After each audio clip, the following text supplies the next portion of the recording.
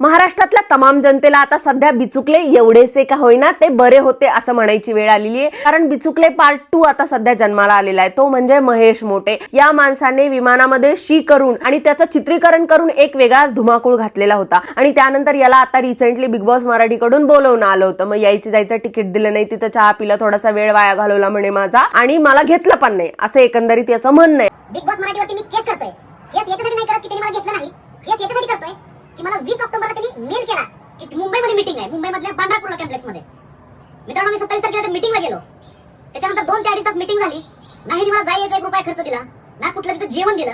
आणि आता हा गावठी बिग बॉस चालू करणार आहे. बरं करे नका. तर मला बिग बॉस मराठीच्या मेकर्सला एक गोष्ट सांगायची आहे की यायचे जायचे 500 रुपये, चहा पिल्याचे 500 रुपये, तिथे वेळ वाया घालवल्याचे 500 रुपये, असे यायचे 1,500 रुपयाच्या थोबाडावर फेकून मारा. म्हणजे हा माणूस त्याचा जो काही डीलर असेल, माल विक्रेता, त्याला पैसे देऊन टाकेल. म्हणजे तो समोरचा जो आहे ना, तो याला एक्सपायर झालेला माल देणं बंद करेल. माणसांनी शपथ एकतर मेंढीची लीद किंवा गाढवाची लीद, मग पालीचं लेंडी, याचा सगळा वाळलेला माल एकत्र करून फुंकलेला दिसतोय. की काय चाललंय हे? मराठीमध्ये एक अतिशयोक्ती अलंकार आहे की गणपत वाणी बिडी पितांना चावायाचा नुसतीच काडी, मग मनाशीचं म्हणायाचा या जागेवरती बांधीन माडी.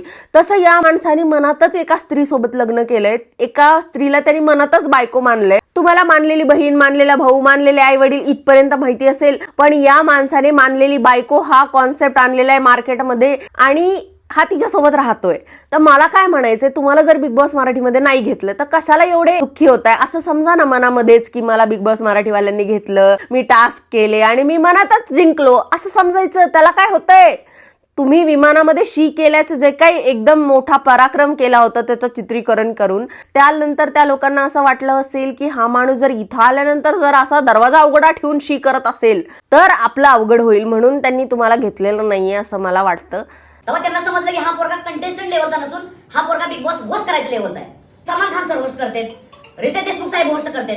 तर या प्रेस कॉन्फरन्सला आणि सदावर्तेंच्या प्रेस कॉन्फरन्सला सेम लेवलचं महत्व आहे. पण तरी देखील मला पत्रकार बंधूंच्या सहनशीलतेला इथे दाद द्यावीशी वाटते. एवढं कसं काय सहन करता येतं तुम्हाला? या माणसाचा कॉन्फिडन्स येतो कुठून? आणि या माणसाचं काही म्हणजे काहीच्या काही असं बोलणं ऐकल्यानंतर एकही पत्रकार बंधू हसला नाहीत किंवा तिथून उठून गेला नाही, या गोष्टीचं नवल. आणि स्टेजवर बसलेले जे बाकीचे लोक आहेत ते देखील कसे काय एवढे पोकर फेस करून शांत बसले. म्हणजे हा माणूस म्हणतोय की बिग बॉस मराठीवाल्यांना वाटलं की महेश मोटे जो आहे तो बिग बॉस होस्ट करण्याच्या लायकीचा आहे, कंटेस्टंट नाही.